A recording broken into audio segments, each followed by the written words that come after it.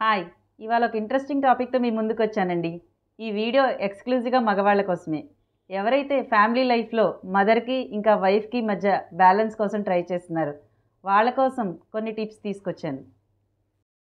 First one, acknowledge both relationships are important. మీ జీవితంలో ఇద్దరు 2 డిఫరెంట్ రోల్స్ ప్లే చేస్తారు. ఇద్దరు ఏ ఒక్కరు ఎవరిని రీప్లేస్ చేయలేరు. అది మీరు అర్థం చేసుకోవాలి. 2, సెట్ క్లియర్ బౌండరీస్. ఏ ఒక్కరు ఎవరి విషయంలోనైనా ఎక్కువగా ఇంటర్ఫీర్ అవుతున్నారనిపిస్తే మర్యాదపూర్వకంగా, ఆరోగ్యకరంగా బౌండరీస్ సెట్ చేయండి.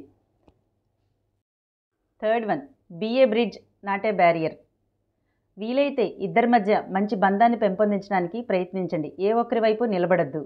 దానికి బదులు ఒకరి ఉద్దేశం ఒకరికి అర్థమయ్యేలా, అర్థం చేసుకునేలాగా ప్రవర్తించండి.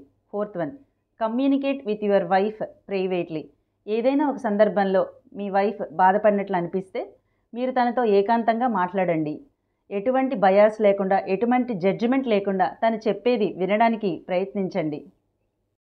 Sixth, give quality time to both. ఇద్దరితో కూడా వీలైనన్ని ఎక్స్క్లూజివ్ మూమెంట్స్ స్పెండ్ చేయడానికి ప్రయత్నించండి. Like birthdays and special occasions. దానివల్ల ఇద్దరికీ వాల్యూ ఇచ్చినట్టు అవుతుంది, ఇంకా పట్టించుకున్నారన్న భావన కలుగుతుంది.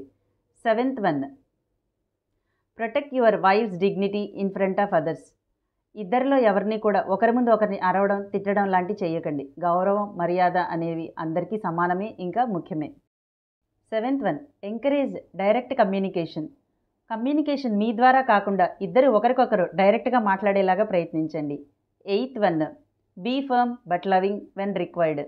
ఇద్దరిలో ఎవరైనా సున్నిత మనస్కులు అనిపించినా, లేదా ఎవరైనా బౌండరీ క్రాస్ చేసినట్టు మీకు అనిపించినా వారి పట్ల మీ జవాబు స్పష్టంగా ఉండాలి, but with love and patience. Last one, involve both when taking decisions. మీ కుటుంబానికి సంబంధించిన ఏవైనా ముఖ్యమైన నిర్ణయాలు తీసుకునేటప్పుడు ఇద్దరిని సంప్రదించండి. దానివల్ల వారిద్దరికీ విలువించినట్టు, ఇంకా వారి అభిప్రాయాలను గౌరవించినట్టు అవుతుంది. ఇన్ని చేశాక కూడా, ఈ ప్రయత్నాల తర్వాత కూడా ఇంకా గొడవలు సద్దుమణగనట్టుగా మీకు అనిపిస్తే ప్రొఫెషనల్ హెల్ప్ తీసుకోండి. Either family counselling or couple counselling. Thank you.